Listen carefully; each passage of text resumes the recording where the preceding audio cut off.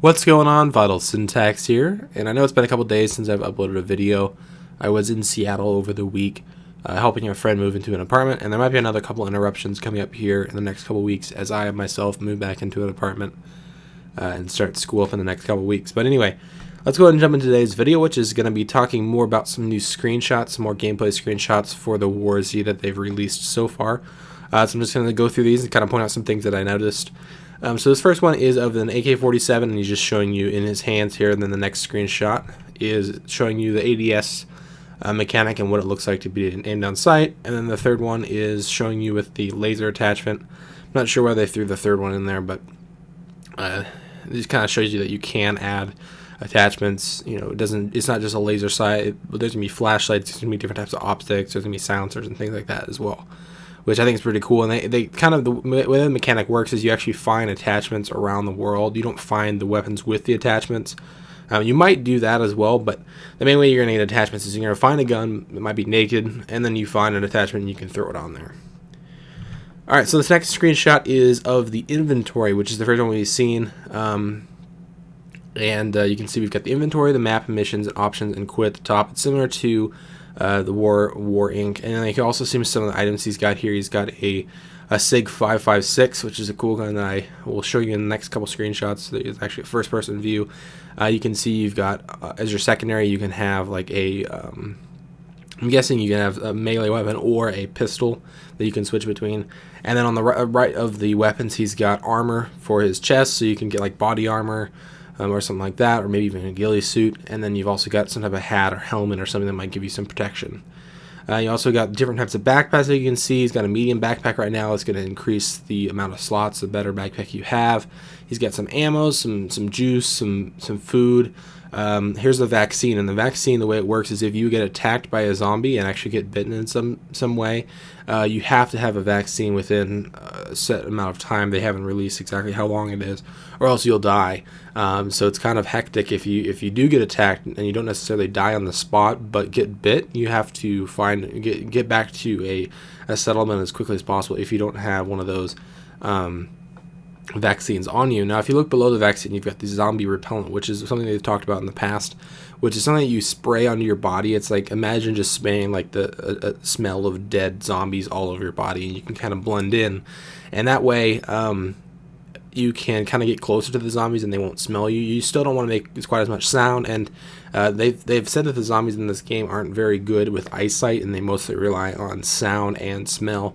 So this will allow you to kind of sneak around the zombies a little bit faster and a little bit easier without them being able to smell you quite as easily. Alright, so here's a cool screenshot of the knife. You can see he's still got the SIG 556 and a couple of other items that we saw, and he's also got coconut water. Now, this is also a view of the heads-up display. You can see the time and date in the top left corner. Notice that it's not a current date. It's set in 2089, so it's actually the War Z's time and date, and it's going to be a universal time between all the servers. So no matter what server you're on, no matter where you live, whether you're on the east side of the U.S., the west side of the U.S., or in a completely different country like Australia or Europe, we're all going to be on the same clock. So every server you're joining is going to be kind of the same day setting and kind of have the same day cycle. Now, if you look at the top right, you got the 2 meters for how visible you are and how audible you are, just like you have in War Z. Now, down the bottom left, you got a couple different things. You've got your health in the middle, in the red, and you've got your hunger bar on the left, your thirst bar on the right, and then you've got your kind of hot swap weapons down at the bottom for your weapons and different types of items that you might need.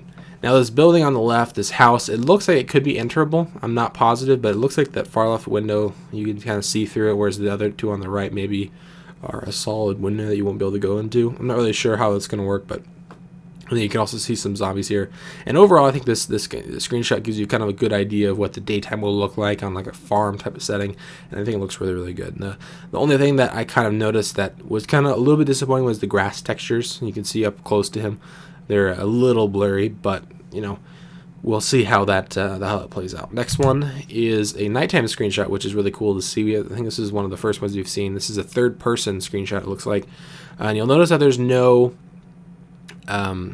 reticle or anywhere that shows you where you're aiming, and that's because he's playing on hardcore mode. They've said that you only get that little dot or a little reticle on your screen if you're playing on a normal mode, which I thought was kind of weird.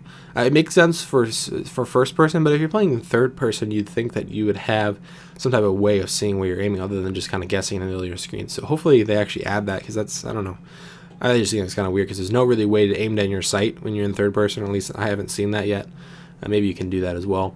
But you can see how dark the night is, which is, I think, a really good thing. I'm glad that they have a really kind of pitch black dark night. I've seen other screenshots of nighttime areas, and it's not quite as dark, so I'm guessing they might have a similar system to DayZ, where the moon and the stars might be brighter on some nights, might be foggier on other nights, might be cloudier, so making it darker and the light not being able to shine on the earth as much. And you can see this guy's got a M92 with some magazines, and it looks like he's got a flashlight attachment either on the pistol or in his other hand. I'm not really sure. It looks like it's probably an attachment. All right, let's go ahead and move on to the next one. There's another screenshot. The same gun, same third person.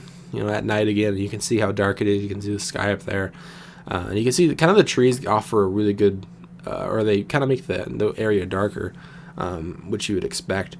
Probably open fields and stuff like that are going to be a lot brighter than a deep dark forest. Alright, so here's kind of the opposite view. We've got a really, really bright area where the sun's rising. You can see the light shafting and stuff. Looks really nice. And it looks like he's coming up from one of the larger cities here.